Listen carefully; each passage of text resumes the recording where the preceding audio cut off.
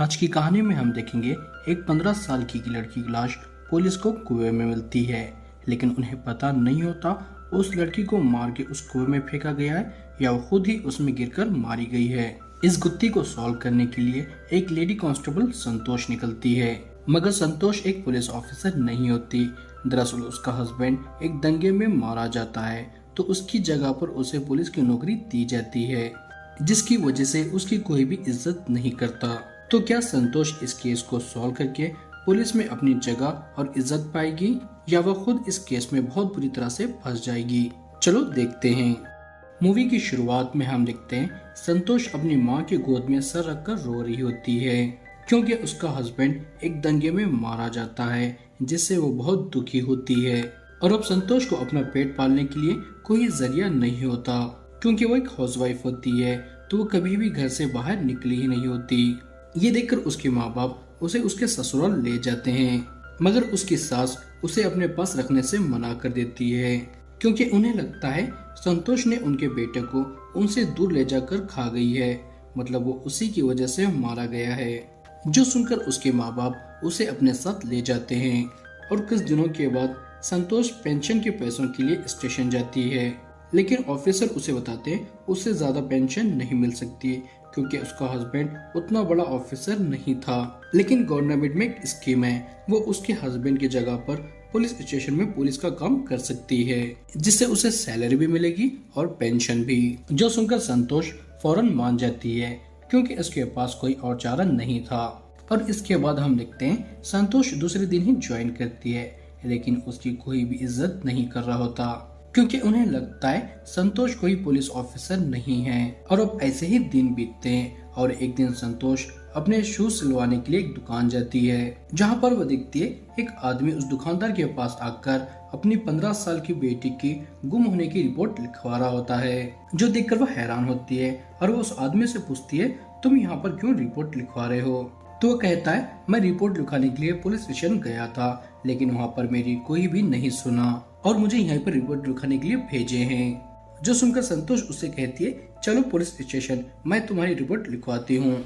जो सुनकर वो मान जाता है, लेकिन स्टेशन में पुलिस ऑफिसर्स इस आदमी की बिल्कुल भी इज्जत नहीं कर रहे होते, क्योंकि उन्हें लगता है ये छोटी जात का है।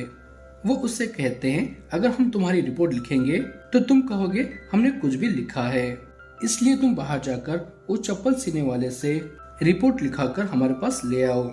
जो सुनकर वो आदमी बहुत मायूस हो जाता है और ये देखकर संतोष भी बहुत हैरान होती है। और अब हम आगे इसके कुछ दिन बाद देखते हैं, संतोष जब स्टेशन आती है तो वो देखती है बहुत सारे लोग प्रोटेस्ट कर रहे होते हैं। दरअसल जो आदमी अपनी 15 साल की बेटी की मिसिंग रिपोर्ट लिखवाने के लिए आया था, वो मर चुकी होती है और उसकी लाश गाँव वालों को कुएं में मिली होती है।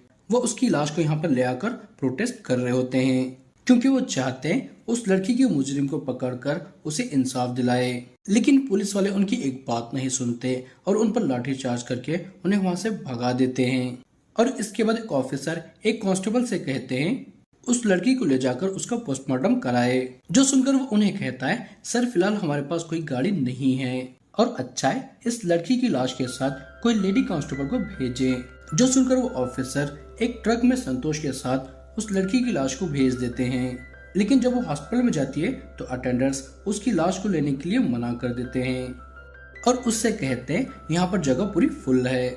जो सुनकर संतोष उनसे कहती है, भाई ये 15 साल की लड़की है, मैं इसे कैसे वापस ले जाऊं?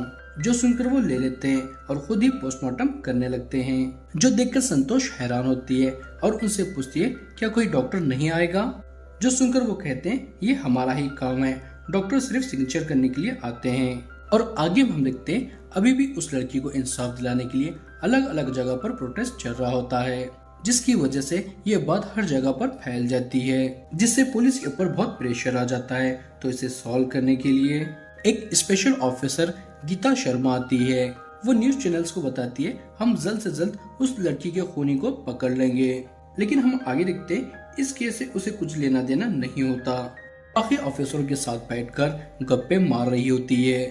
और इसके अगले दिन हम देखते हैं ऑफिसर गीता संतोष और एक कांस्टेबल के साथ उस गांव के अंदर जाने लगती है, लेकिन वो आधे रास्ते में रुककर वो संतोष और कांस्टेबल को उस कुएं के पास जाकर देखने कहती है वहाँ पर क्या चल रहा है, और खुद वहाँ से गांव के प्रधान से मिलने जाती है। लेकिन उसके जाते ही वो कांस्टेबल भी वहाँ से चला जाता है, जो देखकर संतोष हैरान होती है और खुद ही वहाँ से उस कुएं के पास जाती है और वो देखती है वो कुआं बहुत गंदा होता है। और तभी वहाँ से कुछ औरतें पानी लेकर जा रही होती है, तो संतोष उनसे पूछती है कहाँ से आ रही हो, जो सुनकर वो कहते हैं हम पानी लेने के लिए गए थे, तुम इस कुएं को जल्द से जल्द साफ करवा दो, हम यहाँ से पानी भरेंगे। जो सुनकर संतोष उनसे कुछ नहीं कहती और वहाँ से जाने लगती है। तभी उसे रास्ते में कुछ बच्चे मिलते हैं और उसे बताते हैं कुएं में और भी कुछ मिला था, चलो हम तुम्हें दिखाते हैं। जो सुनकर संतोष उनके पीछे जाती है और देखती है वहाँ पर किसी ने एक बिल्ली को दफनाया था। इसके बाद हम देखते हैं ऑफिसर गीता उस बिल्ली की लाश को एक बूढ़े आदमी के पास ले जाती है, जो उस बिल्ली को वहाँ पर दफनाया था। वो उस आदमी से पूछती है क्या इस बिल्ली को उस लड़की के साथ निकाला गया था, तो वो कहता है नहीं, 5 दिन पहले निकाला गया था। दोस्तों इस बात को याद रखें, मूवी के आखिर में इससे बहुत बड़े राज पर से पर्दा उठेगा। और इसके बाद हम देखते हैं ऑफिसर गीता संतोष को उस लड़की के घर भेजती है पूछताछ करने के लिए। तो संतोष जाकर उस लड़की की माँ से पूछती है उनकी बेटी गायब होने से पहले कहाँ गई थी, तो बताती है वो पानी लेने के लिए गई थी, उसके बाद वो वापस नहीं आई। यहाँ पर संतोष उसकी माँ से पूछताछ कर रही होती है, तभी उसकी नजर उस लड़की के मोबाइल फोन पर पड़ती है। तो जब वो उसे चेक करती है तो उसे एक लड़के सलीम का नंबर दिखता है, जो उस लड़की के साथ चैटिंग के जरिए बात करता था। और वो चैटिंग पढ़कर संतोष को लगता है सलीम हमेशा उस लड़की का पीछा करता था, मतलब कि वो हमेशा उस लड़की के साथ फ्लर्ट करता था। यह पढ़कर सीधे वो फौरन ऑफिसर गीता के पास जाती है और उन्हें सब कुछ बताती है। वो संतोष से कहती है वो नंबर ट्रेस करके सलीम का पता लगा लेगी। और अगले दिन वो दोनों सलीम के घर जाते हैं और ऑफिसर गीता सलीम के पापा से पूछती है सलीम 23 और 26 फरवरी के बीच कहाँ था और अब वो कहाँ पर है। जो सुनकर वो बताते हैं अब वो यहाँ पर नहीं है और 23 तारीख से पहले ही वो अपने मामा के पास चला गया था। जो सुनकर ऑफिसर गीता उसका सही पता बताने के लिए उन्हें धमकाने लगती है, लेकिन वो उससे कहते हैं मुझे पता नहीं है। जो सुनकर वो वहाँ से चली जाती है और रास्ते में संतोष से कहती है उसने सलीम के मोबाइल को ट्रेस करने की कोशिश की थी, सलीम को मोबाइल ट्रेस नहीं हो रहा क्योंकि हो सकता है उसने मोबाइल में से सिम निकाल कर फेंक दिया हो। जो सुनकर अब संतोष को कहीं ना कहीं लगने लगता है असली मुजरिम सलीम ही है। तो वो उसके बारे में और जानने के लिए अगले दिन गाँव के प्रधान के पास जाती है, क्योंकि सलीम वहाँ पर काम किया करता था। और यहाँ पर वो देखती है गांव का प्रधान एक लेडी है, लेकिन वो बहुत अकड़ू होती है। संतोष उनसे सलीम के बारे में पूछती है, जो सुनकर वो अपने एक आदमी को बुलाती है और संतोष को बताने को कहती है। वो आदमी संतोष को बताता है सलीम हमारे पास काम तो करता था, लेकिन वो अचानक से छोड़कर चला गया। जो सुनकर संतोष उससे पूछती है क्या वो 23 फरवरी के बाद चला गया था, तो कहता है पता नहीं, हमारे पास 100 आदमी काम करते हैं, मैं किस किस के बारे में याद रखूंगा। जो सुनकर संतोष उसे कुछ नहीं कहती और वहाँ से गांव में जाती है और सलीम के एक दोस्त को बुलाकर उसे सलीम का पता पूछती है, लेकिन वो पहले तो कुछ भी बताने से मना करता है। मगर जब संतोष उसे कहती है हमें किसी न किसी को तो अंदर डालना पड़ेगा, क्योंकि ऊपर से बहुत प्रेशर है, अगर वो हमें नहीं मिलता तो हम तुम्हें ही अंदर डाल देंगे, तो अच्छा है मुझे तुम उसका पता बता दो। इतना कहकर वो उसे अपना मोबाइल नंबर देती है और मैसेज करके बताने को कहती है। और आगे में हम देखते हैं संतोष होटल में बैठकर खाना खा रही होती है, तभी उसे सलीम के दोस्त का मैसेज आता है जिसमें लिखा था सलीम मेरठ में है। जो पढ़कर सीधे वो ऑफिसर गीता के पास जाती है और उन्हें बता देती है। जो सुनकर ऑफिसर गीता उसे कहती है तेरे साथ वाले तुझे पुलिस वाला नहीं समझते, लेकिन तुमने ये काम करके उनके मुंह पर तमाचा मारा है। और कहती है हम कल ही मेरठ जाकर उसे दबोच लेंगे। जो सुनकर संतोष बहुत खुश होती है, लेकिन जब अगली सुबह संतोष मेरठ के लिए निकलती है तो उसके साथ ऑफिसर गीता नहीं होती। तो संतोष उसे कॉल करती है तो वो बताती है उसे कुछ अर्जेंट काम आ गया है, तो वो बाद में आ जाएगी। जो सुनकर संतोष अकेले ही मेरठ चली जाती है और यहाँ पर काफी देर तक ढूंढने के बाद और कई लोगों से पूछताछ करने के बाद आखिरकार सलीम उसे दिख जाता है, तो वो उसका पीछा करती है और उसके पीछे पीछे एक होटल तक चली जाती है और ऑफिसर गीता को मैसेज करके बताती है सलीम उसे मिल गया है और उसे अपना लोकेशन भी शेयर करती है। जो सुनकर ऑफिसर गीता उससे कहती है उस पर नजर रखना, मैं थोड़ी देर में वहां पर पहुंच जाऊंगी।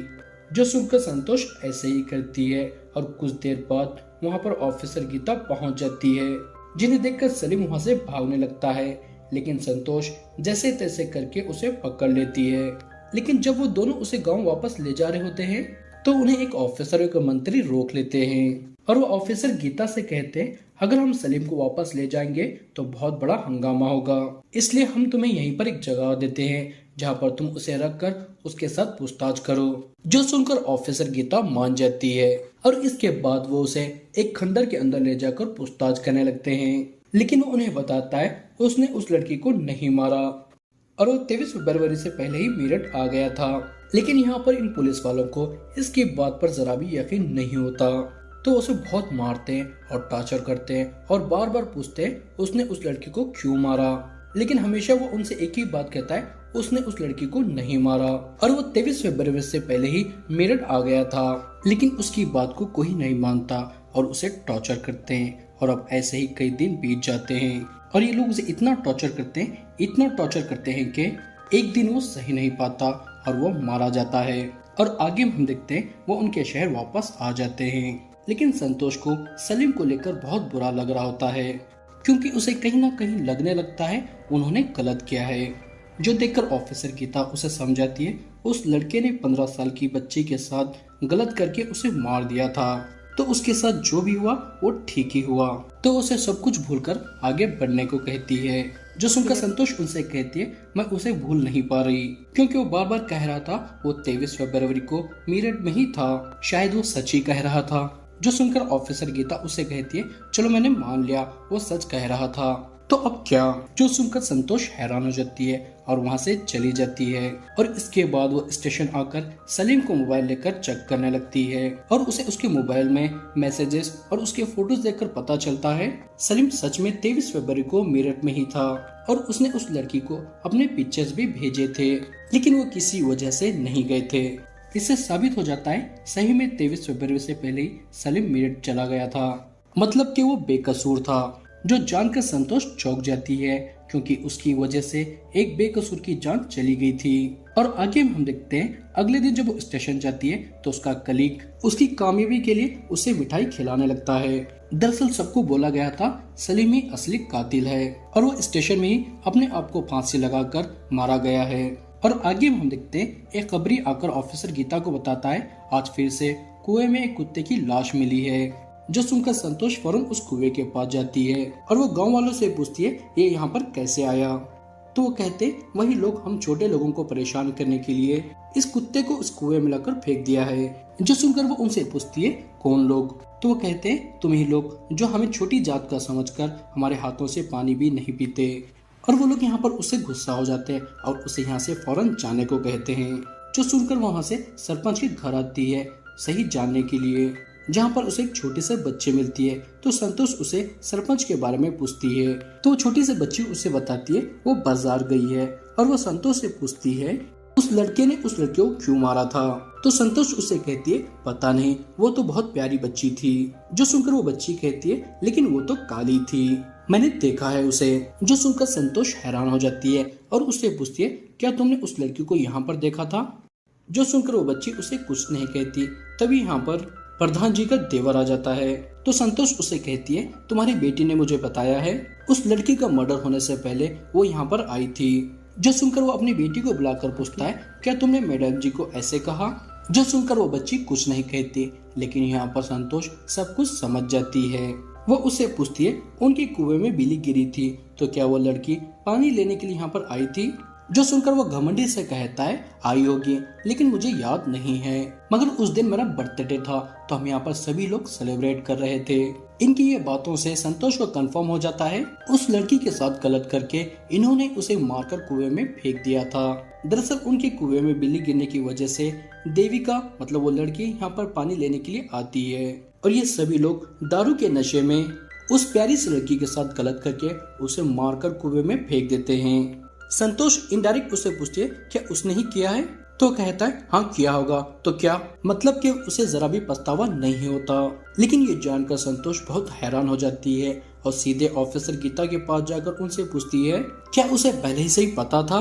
तो वो कहती है हाँ, और तू ही तो सलीम के पीछे पड़ी थी।